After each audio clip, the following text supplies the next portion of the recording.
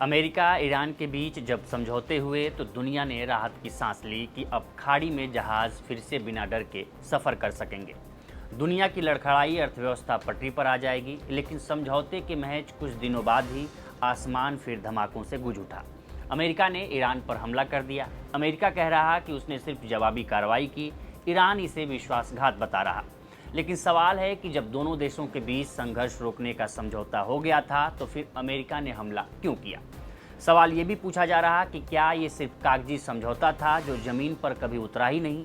सवाल ये भी उठ रहा कि क्या ये केवल एक सीमित जवाबी कार्रवाई है या फिर पूरे पश्चिम एशिया को एक बार फिर से युद्ध की आग में झोंकने वाली शुरुआत है।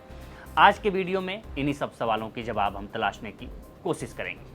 नमस्कार, मेरा नाम उपेंद्र है। दरअसल करीब एक सप्ताह पहले अमेरिका और ईरान के बीच तनाव कम करने के लिए एक स्थायी समझौता हुआ था। इसका उद्देश्य था कि दोनों देश सीधे सैन्य हमले नहीं करेंगे और दुनिया के सबसे अहम समुद्री मार्ग होर्मुज जलमार्ग में व्यापारिक जहाज़ों की आवाजाही सुरक्षित रखेंगे।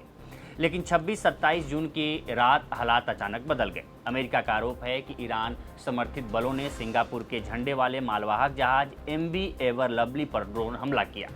जहाज होर्मुज जलमार्ग से गुजर रहा था। यह हमला सीधे युद्ध विराम की भावना के खिलाफ था।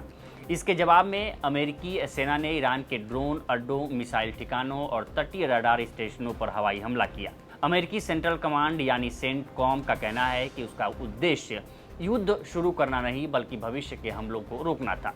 वाशिंगटन का दावा है कि उसने केवल उन्हीं ठिकानों को निशाना बनाया जहां से ड्रोन और मिसाइल हमले संचालित किए जा रहे थे। अमेरिकी प्रशासन का कहना है कि अगर व्यापारिक जहाज़ों की सुरक्षा खतरे में पड़ती है तो वो चुप नहीं बैठ सकता।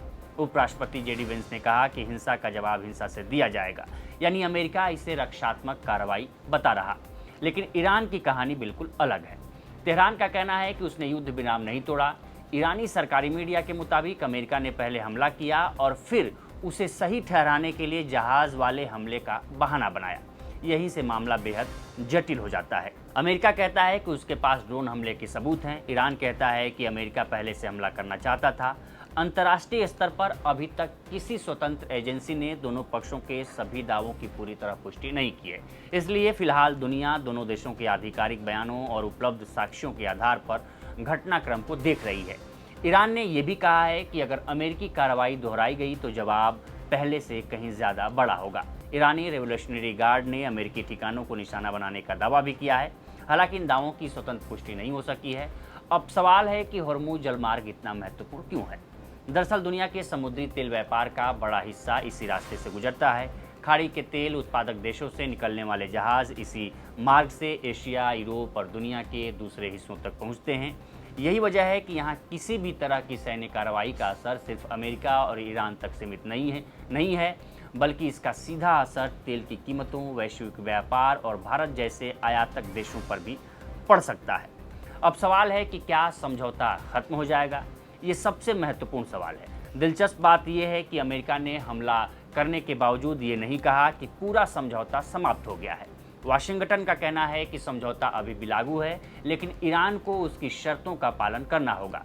ईरान का कहना है कि अगर अमेरिका इसी तरह कार्रवाई करता रहा तो बातचीत आगे नहीं बढ़ सकती। यानी दोनों देश एक दूसरे पर आरोप लगा रहे हैं, लेकिन दोनों ने बातचीत का दरवाज़ा पूरी तरह बंद नहीं किया है।